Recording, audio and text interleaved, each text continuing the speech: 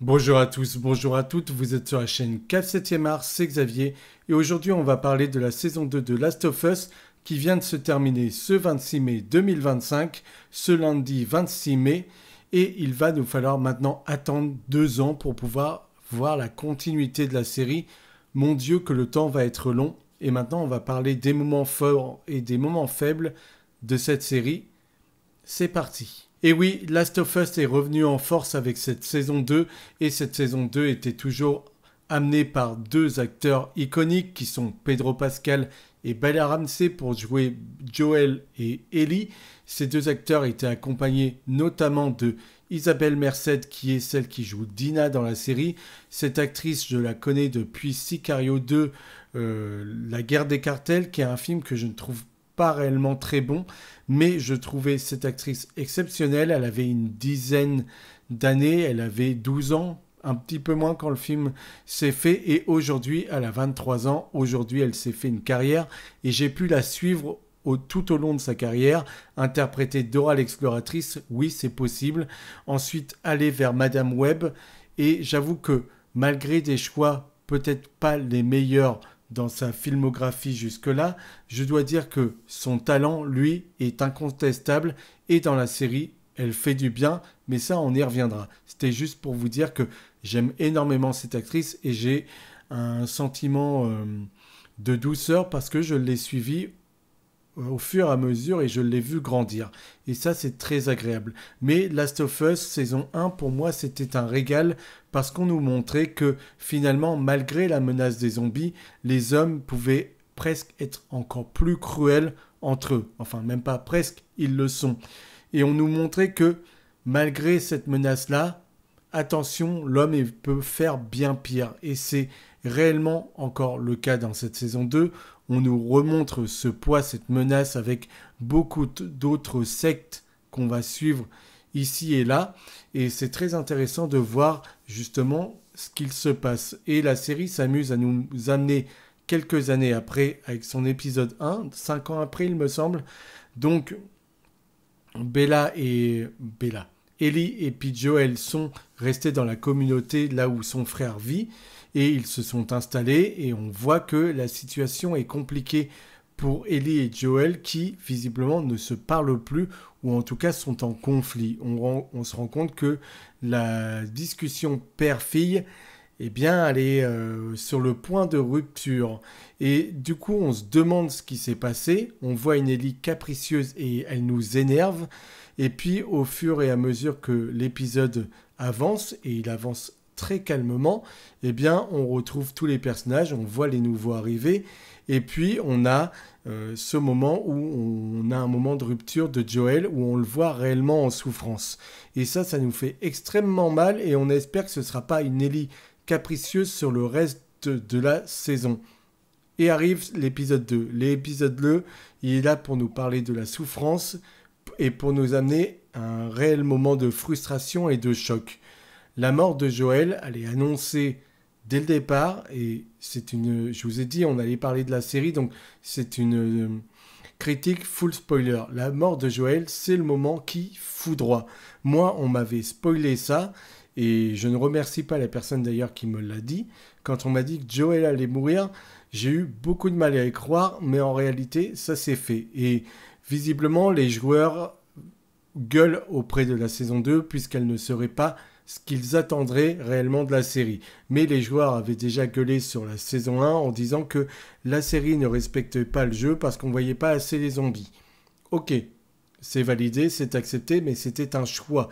Il faut faire des trahisons, il y a une réécriture à faire entre un jeu et un show qu'on met pour la télé. Et la réécriture était très bien trouvée. Ensuite, en saison 2, ok, il y a l'histoire d'Abby et il y a l'histoire d'Ellie. D'accord, je me suis renseigné, les joueurs m'ont parlé du jeu et de leur frustration, je l'ai entendu. Donc il y a l'histoire d'Abby et l'histoire d'Ellie. L'histoire d'Abby, visiblement, on la découvre au fur et à mesure. On ne nous la balance pas dès le départ dans l'épisode 2. Quand elle tue Joel, on ne sait pas qui elle est et on ne sait pas pourquoi elle le fait, ce qui rend la chose beaucoup plus brutale. D'accord ? Je l'entends, je l'accepte, je comprends que ça peut amener justement une intrigue renforcée par la suite. La structure n'est pas la même. Mais ici, dans cette saison 2, on est beaucoup plus là pour parler du deuil qu'autre chose. Donc, on amène la série sur d'autres thématiques qui ne sont pas les thématiques du jeu, tout simplement. Et on m'a dit la frustration de ne pas avoir une Abby qui est comme dans le jeu vidéo, qui apparemment est une masse, qui est un personnage avec une carrure imposante. Et ça contraste avec tout le parcours qu'elle a pu avoir, toute la souffrance qu'elle a pu avoir, etc. etc. Bon, on m'a fait savoir tout cela, et je peux l'entendre. Mais du coup, on gueulait dans la saison 1 parce qu'il n'y avait pas assez de zombies, et dans la saison 2, on gueule parce qu'on n'a pas assez d'histoire d'Abby qui est mise en avant. Mais on oublie quand même les zombies qu'on voulait voir en première saison.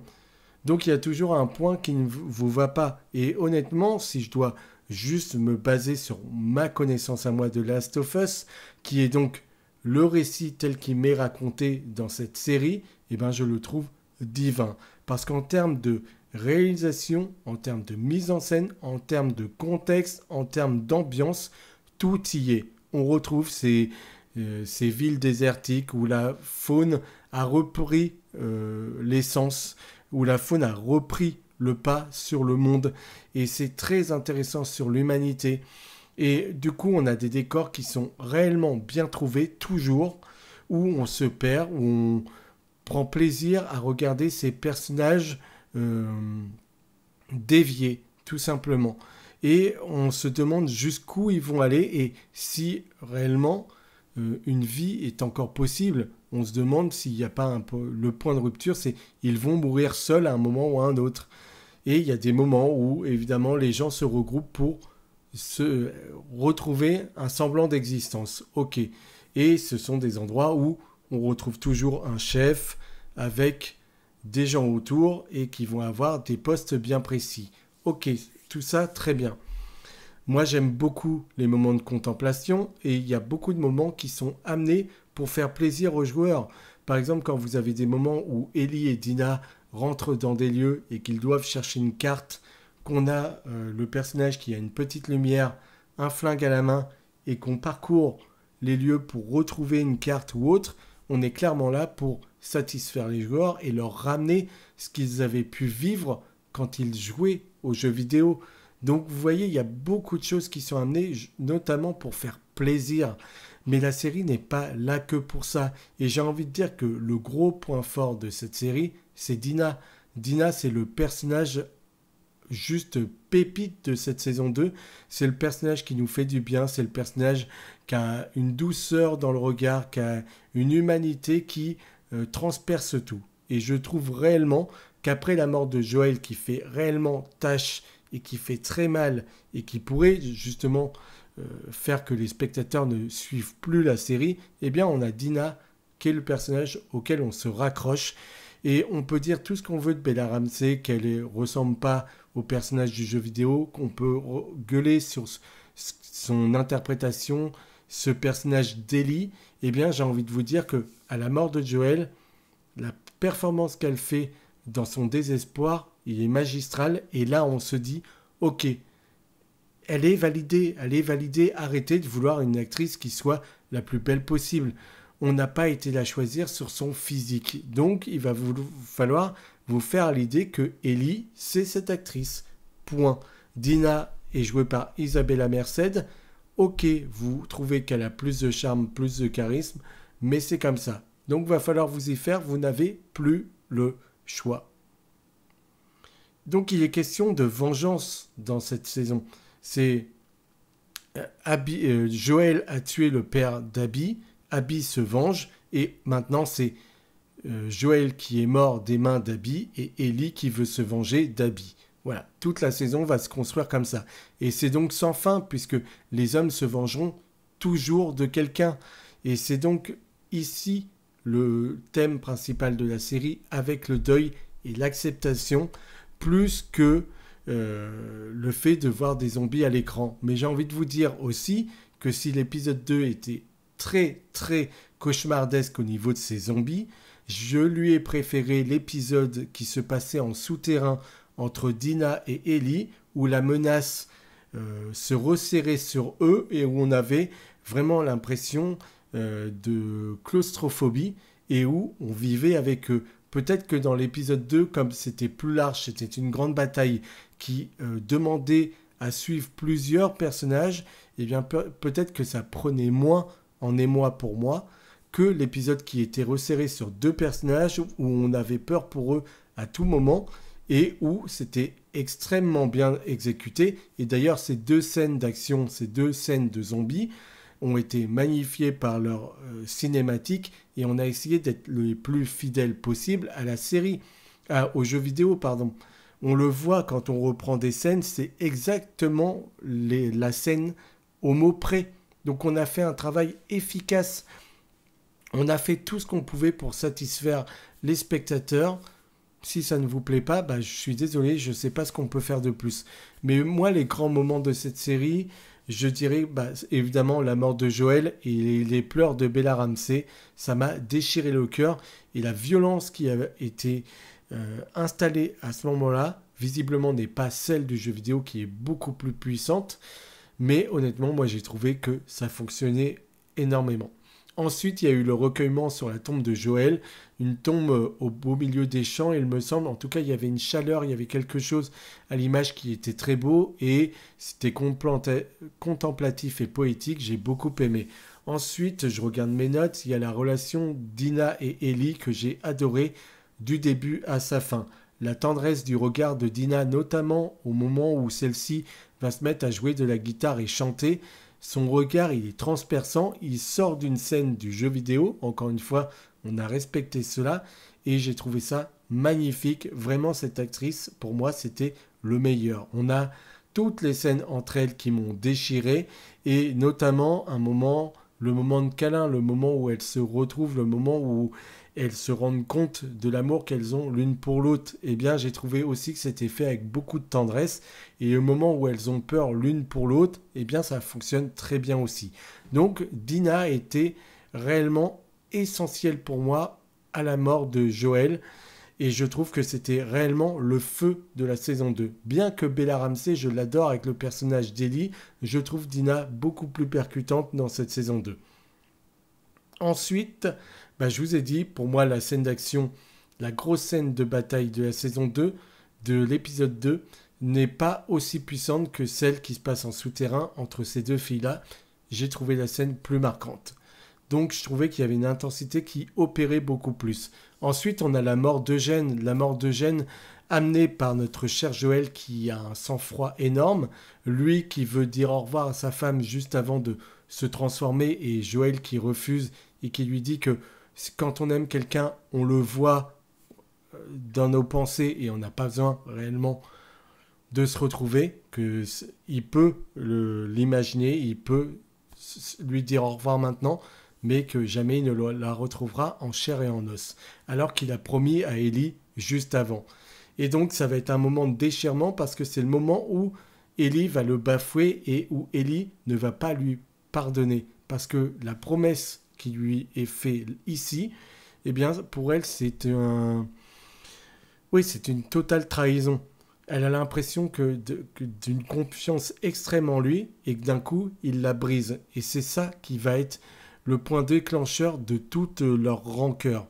Et on a ce moment, cet adieu, ce personnage qui disparaît, mais il disparaît comment ? On ne le voit pas. La scène nous montre la forêt.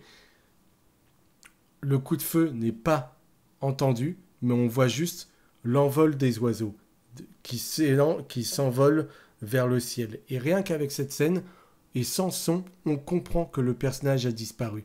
Si ça, c'est pas une scène qui est extrêmement travaillée et bien trouvée, je ne sais pas quoi vous dire.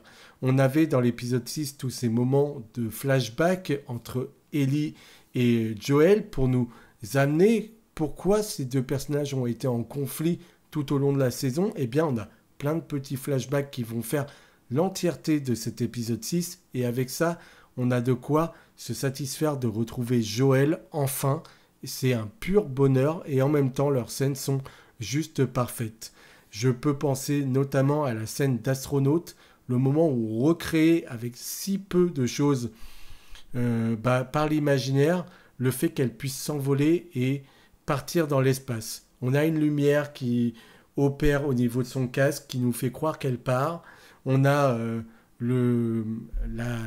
l'endroit où elle est qui se met à trembler et on est en immersion avec elle. Ok, ça y est, on y est. On a le son, tout est là. Et donc, avec peu, on peut se rendre compte qu'on peut faire des tas de choses. On n'a pas besoin de millions pour faire de grandes scènes. Avec si peu, l'imaginaire est là et on a construit une scène d'une force incroyable. Et puis, j'ai envie de dire qu'il y a ce final de cette saison 2, le moment où Joel doit avouer ses péchés, ses fautes à Ellie. Et ce moment où il se met à pleurer, ce moment de confrontation entre eux deux qui est déchirant, les aveux qu'elle a du mal à entendre, et puis l'envie de lui pardonner sans que pour l'instant elle ne puisse le faire.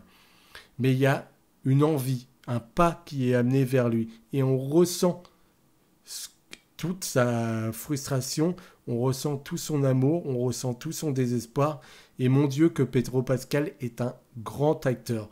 Donc la scène d'astronaute plus la scène entre eux deux, c'était magnifique. Et puis on a cet épisode final que je ne m'attendais pas à voir. En fait, je vous avoue tout, quand j'ai découvert l'épisode 7, je l'ai terminé et j'ai dit ok, vivement l'épisode de la semaine prochaine, c'était entre deux rendez-vous. J'ai même pas pris le temps de le digérer, je m'en suis rendu compte. Et c'est en allant sur Facebook, sur YouTube et en découvrant sur un critique cinéma et il a mis le final de la saison 2. Et là, je me suis retourné et je dis il n'y a pas d'épisode la semaine prochaine. Et donc, ça m'a donné envie de revoir l'épisode parce que je me suis dit, est-ce que je l'accepte en tant que finalité? Et quand je revois l'épisode pour un final, je suis hyper frustré. Je suis hyper frustré de la manière dont ça se termine parce que j'avais réellement l'impression que un autre épisode m'attendait la semaine prochaine. Honnêtement, je ne m'y attendais absolument pas. Et je trouve que c'est peut-être un épisode, un des plus faibles, mais sur une qualité qui est déjà extrême. On est sur vraiment de toutes petites faiblesses. Hein. Mais je trouve que ouais, c'est pas le meilleur, peut-être parce que on n'est pas sur l'émotion pure dans celui-ci. Malgré que il y a des moments qui marchent extrêmement bien, dont la scène où elle va tuer deux personnages sans le vouloir. C'est une scène qui est déchirante à souhait.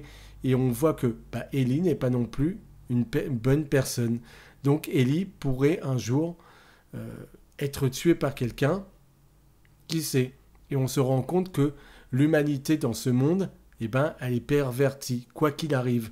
Et j'aime beaucoup les relations entre le personnage asiatique et elle, mais sans plus. Et je trouve Dina beaucoup trop à l'écart, malheureusement pour moi.